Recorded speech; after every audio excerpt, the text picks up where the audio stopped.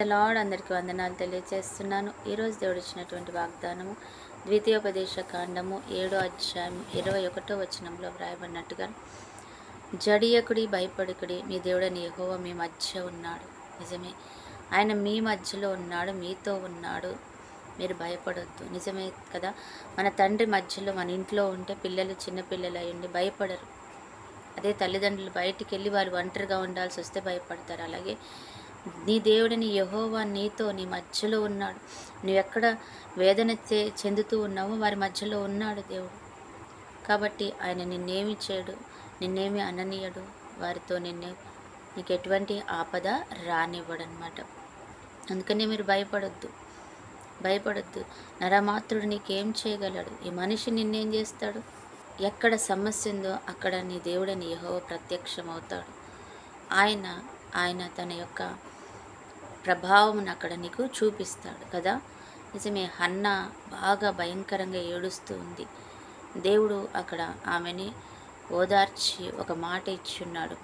Next year కల్లా, మరుసటి సంవత్సరానికల్లా నీ ఒడిలో గర్భఫలం ఉంటుంది అని చెప్పాడు. అవును, ఆమె బాధలో ఉంది. ఆయన అక్కడ దేవుడు ఆమెను దర్శించాడు. ఎక్కడ నువ్వు బాధపడుతున్నావో దేవుడు అక్కడ నిన్ను దర్శించే దేవుడు. ఆశ కలిగిన ప్రాణాన్ని తృప్తిపరిచే దేవుడు. రక్తస్రావం కలిగిన స్త్రీ అక్కడ 1000 మంది మధ్యలో ఉన్నప్పటికీ ఆమె ఆశతో ఉండి ఆయన వస్త్రం చెంగును ముట్టినప్పుడు అక్కడ ఆయన కార్యం చేశాడు. నిజమే, నువ్వెప్పుడైతే ఆయనను వెతికి ఆశతో వెంబడిస్తావో ఆయన నీకు కార్యం చేస్తాను అంటున్నాడు అనమాట. అందుకే దేవుడు అంటున్నాడు, ఆయన మీ మధ్యలో ఉన్నాడు. ఆయన మధ్యలో ఉన్నాడు. నువ్వు ఆశ కలిగి ఉన్నావు కాబట్టి అంతమంది మధ్యలో కూడా నీకు సహాయం చేశాడు.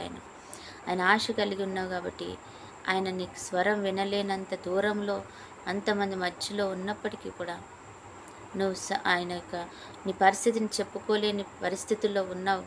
అయినా కానీ ఆయనకు నీ యొక్క పరిస్థితి అర్థమైంది. ఆయన ప్రభావం నీ మీద ఉంచాడు. ఈరోజు ఆయన మీ మధ్యలో ఉన్నాడు. నువ్వు చెప్పుకున్నా చెప్పుకోకపోయినా ఆయన నీ పరిస్థితినైనా చూస్తున్నాడు. నీకు ఆయన కార్యం చేస్తాడనమాట. అందుకే దేవుడు అంటున్నాడు, భయపడకండి, జడియకండి, యెహోవా మీ మధ్యలో ఉన్నాడు, ఆయన చూసుకుంటాడు. ఆమేన్.